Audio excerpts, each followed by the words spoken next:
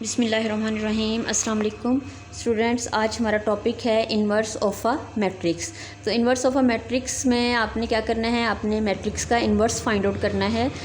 और inverse find out करने से पहले आपने ये 4 स्टेप्स जो है इनको याद करना है, इनको समझना है और इसके बाद इसका न्यूमेरिकल क्वेश्चन भी करेंगे। स्टेप नंबर 1 क्या है कि find the determinant of the matrix A. तो सबसे पहला स्टेप क्या है कि आपने उस मैट्रिक्स का डिटर्मिनेंट फाइंड आउट करना है और डिटर्मिनेंट का आंसर जो है वो अदर देन ज़ीरो होना चाहिए, ज़ीरो नहीं होना चाहिए।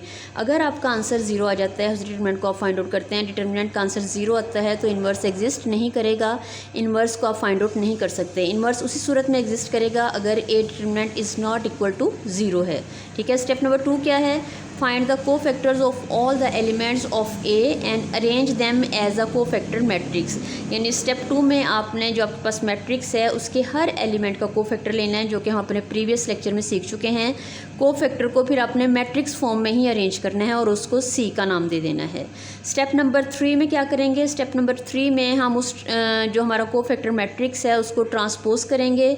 तो उसको क्या बोलेंगे, एडजॉइंट ऑफ ए, यानी take the transpose of C for cofactor matrix to get the adjoint of A. Transpose का भी आपको पता है कि आपने क्या करना है, रोज़ को कॉलम्स में चेंज कर देते हैं या कॉलम्स को रोज़ में चेंज कर देते हैं, उसको हम ट्रांसपोज बोलते हैं। तो कोफैक्टर मैट्रिक्स का जब आप ट्रांसपोज लेंगे तो क्या बन जाएगा हमारे पास, adjoint of A. Step number 4 में divide adjoint A by the determinant A, यानी थर्ड स्टेप में जो आपने एडजॉइंट लिया है उसको आपने फर्स्ट स्टेप में जो डिटर्मिनेंट लिया था उसके साथ आपने डिवाइड कर देना है। तो रिज़ल्ट क्या होगा, वो इन्वर्स की फॉर्म में होगा। स्टूडेंट्स आप यहाँ पे देख रहे हैं इन्वर्स का साइन है और इन्वर्स का फार्मूला क्या है, adjoint of A divided by A determinant. A determinant हमने फर्स्ट स्टेप में लिया, जबकि एडजॉइंट ऑफ ए जब हमने थर्ड स्टेप में सीखा। तो इसके मुताबिक जो है आप इन्वर्स लेंगे। इसके बाद हम इसकी न्यूमेरिकल एग्जांपल भी करते हैं। स्टूडेंट्स अब हम इन्वर्स का न्यूमेरिकल क्वेश्चन करेंगे। उसी तरीके से स्टेप्स लिखे हुए हैं, steps number 1, step number 2, step number 3 and step number 4। जैसे कि आपको मैंने बताया कि स्टेप नंबर 1 में आपने क्या करना है, आपने ए का डिटर्मिनेंट लेना है। ए का डिटर्मिनेंट जो हम पहले से ऑलरेडी सीख चुके हैं, इसको सॉल्व करना। और इसके लिए कंडीशन ये है कि डिटर्मिनेंट जो है is not equal to zero होना चाहिए, यानी अदर देन ज़ीरो आंसर आता है तो ए डिटर्मिनेंट जो है वो एग्जिस्ट करेगा। अदरवाइज़ ए डिटर्मिनेंट यानी ए डिटर्मिनेंट अगर आपका आंसर जो है अदर देन ज़ीरो आता है तो ए इन्वर्स जो है वो एग्जिस्ट होगा। अदरवाइज़ जो है वो ए इन्वर्स जो है वो आप फाइंड आउट नहीं कर सकते। इसके बाद स्टेप नंबर 2 में क्या है, स्टेप नंबर 2 में आपने cofactors of A determinant find out करने हैं, यानी इसी डिटर्मिनेंट के आपने कोफैक्टर्स फाइंड आउट करने हैं। हर एलिमेंट का कोफैक्टर जो उसकी जगह पे लिख देना है। जैसे आप 4 का कोफैक्टर निकालेंगे, 4 की प्लेस पे लिख देंगे, 1 का निकालेंगे, 1 की जगह पे लिख देंगे, -1 का कोफैक्टर लेंगे तो -1 की जगह पे उसका कोफैक्टर लिख देंगे और उसको इस तरीके से आप अरेंज कर देंगे।